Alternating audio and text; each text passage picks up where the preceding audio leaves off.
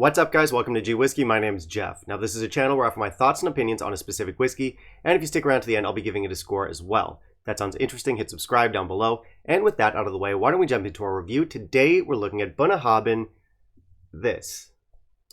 Toiteach, titties, fuck off.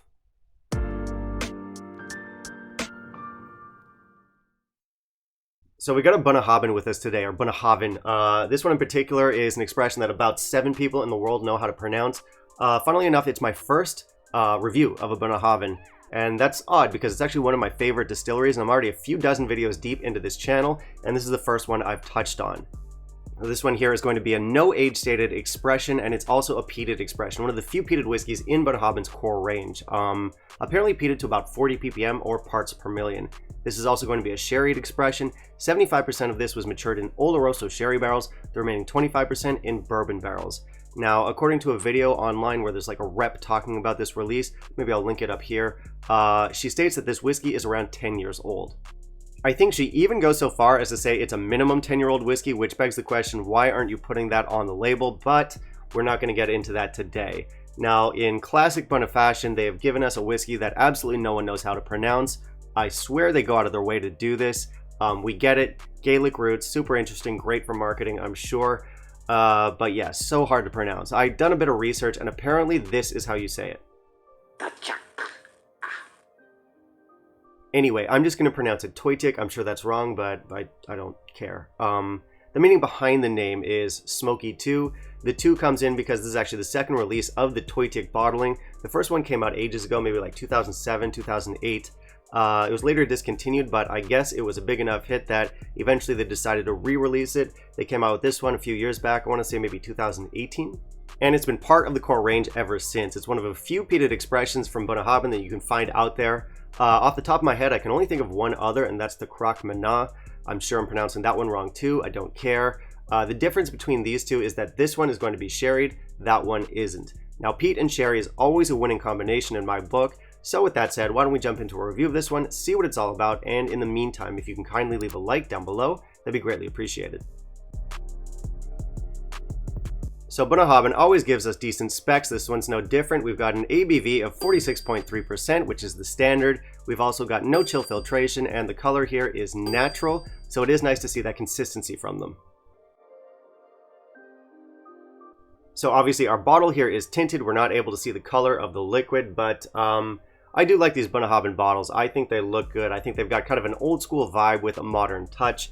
Not only that, we're getting good info. It says natural color, non-chill filtered, which we like. Got a little blurb here on the back talking about how this is one of their peated expressions. As we mentioned earlier, it's a no age stated expression, but it is a minimum of 10 years old, so I don't know why we don't have a nice big 10 right here on the label. That would be nice. Beyond that, standard Bunna fare, I do like it.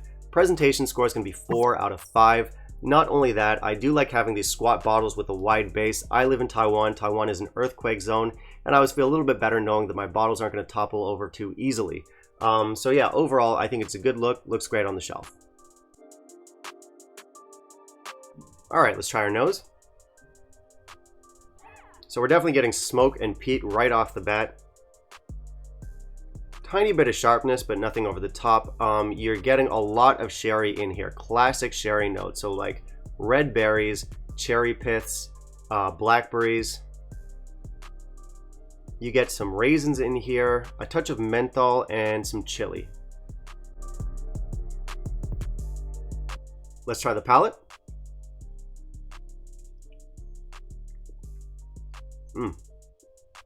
Okay, so good arrival here. Nice thick mouthfeel. Definitely sherry forward. You're getting mulled wine. You're getting roasted nuts, rubber, band-aids, smoke. You're getting leather and tobacco. There's some figs, some honey, and some dried fruits in here. Now for the finish.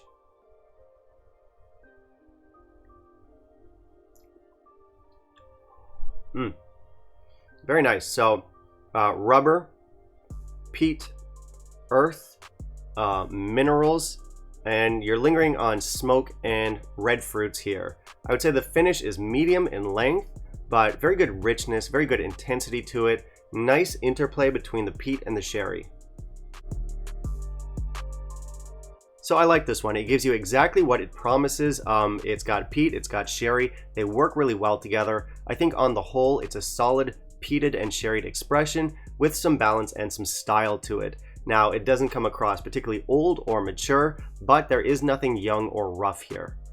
Now, I've had a few peated Bunnahabhains before, mostly in the form of IBs or independent bottlings, or maybe some limited edition releases. They're best known for their sherried whiskeys, but they do make really good peated whiskey as well. I first heard about this one a few years back when it came out, kind of jumped at the chance to get it, and I pretty much liked it right away. I'm a sucker for peat and sherry, and this one brings those two elements together pretty flawlessly. And it's actually kind of surprising to me that this one doesn't get more fanfare. Now, it's not a mind-blowing whiskey, but it is really solid stuff. Not only that, the peat sherry combo is always popular, and they get it right with this one. The peat and the sherry are both on full display. One doesn't overwhelm the other. They come together in a really balanced way. So my score for this one's going to be 87. I think it's really solid stuff. I think it's a very easy whiskey to like. If you're a fan of peat and sherry, you'll find these flavors very accessible. Not only that, I am willing to say that I think this is the best no age stated Bunnahabhain on the market. I've tried a few of the other ones, and as far as I'm concerned, this is the strongest one. Now, I don't like it quite as much as, let's say, the 12-year-old, but they're completely different whiskeys, completely different flavors.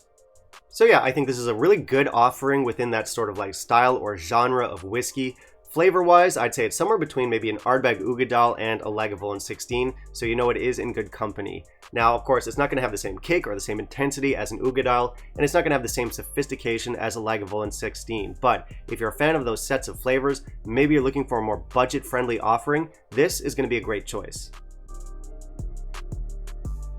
I think the value on this one is going to be great. It's definitely worth the money. Now, it is an affordable whiskey, which is where it should be as a no age stated expression, but it's just a great peat sherry combo on a budget. Now, to add a bit of context here, I like this about as much as I like Laphroaig Lore. Where I live, the Lore is going to be about double the price of this one. Yes, it does have more complexity, but I like them about equal. Beyond that, compared to the Croque Manaw, which is Bunnahabhain's other peated expression, Croque Manaw A is going to be more expensive, and B isn't quite as interesting. That one's not sherried, and this one is. I think the sherry in this adds an extra dimension, an extra layer to it. And finally, as I just mentioned, if you're looking for something that's kind of similar in style to something like Ardbeg Uigeadail or Lagavulin 16, but you don't want to pay the big bucks for those ones, you can go for this one. It's a much more budget-friendly option, and it is delicious. Alright, that'll be it for me today, guys. Thank you very much for watching. As always, hit subscribe down below, click that little bell icon, and of course, smash the like. Now, I do want to hear from you. Have you tried Bunnahabhain Toiteach? How the fuck do you pronounce it? And finally, down in the comments, let me know what you want to see me review next, and I'll keep it in mind for my upcoming videos. Bye, guys.